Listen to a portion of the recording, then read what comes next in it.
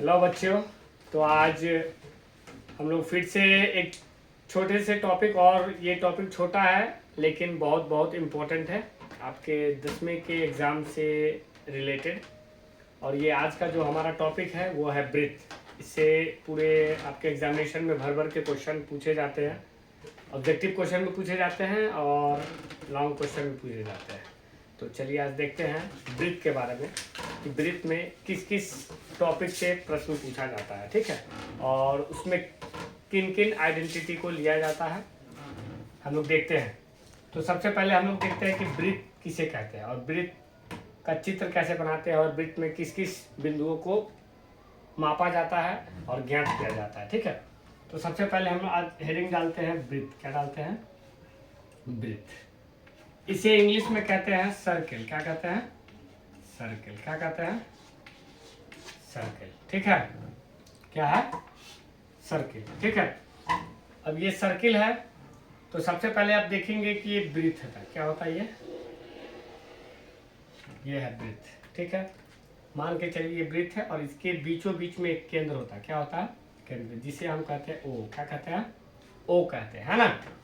ओ से जब लेकर अगर हम परिधि तक की लंबाई को नापते हैं तो इसे कहा जाता है आर, और ये होती है त्रिज्या। क्या होती है?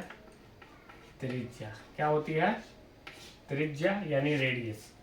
जब ये पूरे लंबाई को नापते हैं तो हम पाते हैं यहाँ पर डी, जिसे हम कहते हैं व्यास। क्या कहते हैं? व्यास, ठीक है। और ये पूरी जो गोलाई जो है, इस पूरे गोलाई को हम कहते हैं वृत्त की परिधि। क्या कहते हैं इसको? वृत्त की परिधि। वृत्त की परिधि। क्या कहते हैं? वृत्त की परिधि, ठीक है। ठीक है। और अगर क्षेत्रफल निकालना रहेगा तो इस पूरे भाग को, इस पूरे भाग को हम इसका वृत्त का क्या कहेंगे? क्षेत्रफल कहेंगे। क्या कहेंगे? क्षेत्रफल कहेंगे, ठीक है। तो सबसे पहले हम देखते हैं व्यास और त्रिज्या में इसका क्या संबंध है, ठीक है। तो हम देखते हैं कि व्यास क्या होता है। व्यास बराबर होता है 2 गुने त्रिज्या। क्या होता है? 2 गुने त्रिज्या। 2 गुने त्रिज्या, ठीक है। यानी अगर हम इसका रिलेशन देखेंगे, संबंध देखेंगे, तो D बराबर हो जाएगा 2 गुने R, यानी D के बराबर हो जाएगा 2R। क्या हो जाएगा? D is equal to 2R हो गया, ठीक है। इस संबंध पर काफी सारे प्रश्न पूछे जाते हैं। डायरेक्टली आपके एग्जामिनेशन में ऑब्जेक्टिव टाइप क्वेश्चन में पूछ सकता है कि अगर त्रिज्या 7 सेमी दिया हुआ है तो उसका व्यास पता है, तो इसका 2 गुना कर देंगे तो व्यास हो जाएगा 2 गुने 7 यानी 14 सेमी उसका व्यास हो जाएगा, ठीक है। यानी हम ओरली रूप से कह सकते हैं कि व्यास जो होता है वो त्रिज्या का 2 गुना होता है। क्या होता है? व्यास जो होता है त्रिज्या का 2 गुना होता है, ठीक है। अब इसके बाद हम लोग देखते हैं कि इसकी परिधि का कैसे निकालेंगे इसकी परिधि, और परिधि को किस किस नाम से जानते हैं। तो वृत्त की परिधि को अगर ऐसे भी कोई भी परिधि को हम लोग कह सकते हैं, परिधि को परिमाप भी कह सकते हैं, परिमिति भी कह सकते हैं, ठीक है। उसका घेरा भी कह सकते हैं, ठीक है। तो आपके एग्जामिनेशन में अगर पूछा जाए कि इस वृत्ताकार जो क्षेत्र दिया हुआ है इसका घेरा बता, तो घेरा का मतलब आपको ये नहीं समझना कि कुछ अलग चीज पूछ लिया हमसे, आपको यही समझना है कि उसकी परिधि निकालना है। क्या निकालना है? परिधि। परिमिति हो, परिमाप हो, ये सारी चीज परिधि ही होती है, ठीक है। तो हम देखते हैं, ठीक है, इसको मिटाते हैं। पहले इसको मिटाते हैं और देखते हैं कि वृत्त की परिधि क्या होती है और वृत्त की परिधि किसे कहते हैं। जैसे मान के चलिए कि अगर हम लिखे यहाँ पर वृत्त की परिधि, क्या होता है?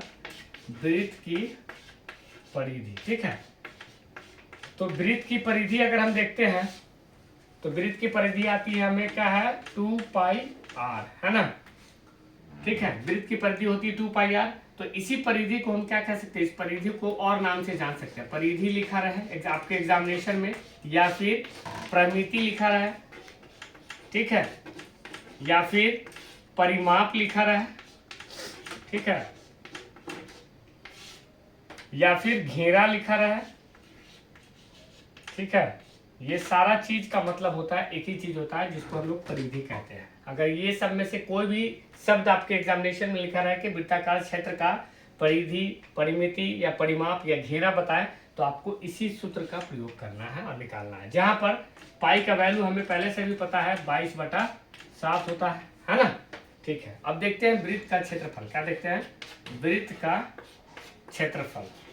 तो ये वृत्त का जो क्षेत्रफल होता है वो उस वृत्त में की क्षेत्र को कहते हैं। ठीक है, तो इसका क्षेत्रफल निकालते हैं तो इसका फॉर्मूला आता है पाई आर स्क्वायर। ठीक है, पाई इंटू त्रिज्या का स्क्वायर। ठीक है, तो इस पर आपको डायरेक्टली प्रश्न पूछ सकता है। हम एक प्रश्न का एग्जांपल लेके समझेंगे। ठीक है, एक छोटा सा प्रश्न लेते हैं और उस पर हम लोग दोनों चीज निकालते हैं, वृत्त की परिधि भी निकालते हैं और वृत्त की क्षेत्रफल भी निकालते हैं। ठीक है, तो इसको आप लोग देखिए और समझिए। ठीक है, आगे हम लेते हैं, एक प्रश्न लेते हैं, उसके हिसाब से बना के दिखाते हैं आपको। ठीक है, बताते हैं।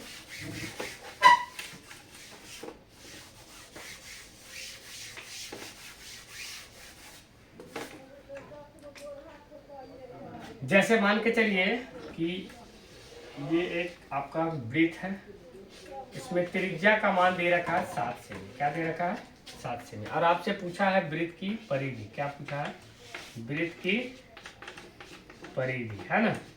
तो वृत्त की परिधि कितनी होगी 100 बताना है।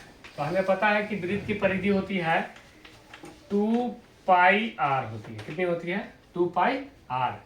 यहाँ पर आर का वैल्यू हमें दे रखा है, त्रिज्या का वैल्यू हमें दे रखा है 7 सेमी, है ना। तो 2 गुने 22/7 और गुने 7, 7 से 7 कैंसिल हो जाएगा तो हमें क्या मिलेगा? 22 गुने 2 यानी 44 सेंटीमीटर इसकी परिधि हो गई। ठीक है, यानी ये जो वृत्ताकार जो लंबाई है इसकी लंबाई कितनी हो गई? इसी को परिधि कहा जाता है। इसकी लंबाई कितनी होगी? 44 सेंटीमीटर की। ठीक है, अब इसका वृत्त का क्षेत्रफल निकालते हैं। क्या निकालते हैं? वृत्त का क्षेत्रफल। ठीक है, अगर हम वृत्त का क्षेत्रफल निकालेंगे तो हमें क्या प्राप्त होगा? तो सबसे पहले तो पाई आर स्क्वायर होता है, ये फॉर्मूला। ठीक है, पाई का वैल्यू होता है 22/7 और आर का स्क्वायर यानी 7 का स्क्वायर करेंगे तो 22/7 गुने 7 गुने 7, 7 से 7 कैंसिल और 22 सत्य कितना होगा वो आपको देखना है। तो गुना कर देंगे फटाफट।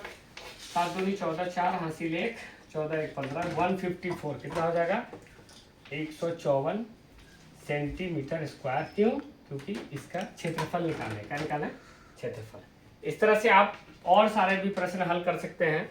जैसे अगर व्यास इससे पूछेगा तो हमने पहले ही बता दिया है कि व्यास बराबर होता है 2 गुने त्रिज्या। तो चलिए आज हमारे लिए इतना ही रहेगा। क्यों? क्योंकि छोटा सा टॉपिक था और इससे भर भर के प्रश्न पूछते हैं। तो आप लोग कोशिश करिए कि वृत्त के बारे में और भी अगर जानकारी है आप लोग को तो उसके बारे में पढ़ लें किताब से या कहीं से भी। वीडियो अच्छा लगे तो लाइक करिए, सब्सक्राइब करिए, शेयर करिए, कमेंट करिए। Thank you.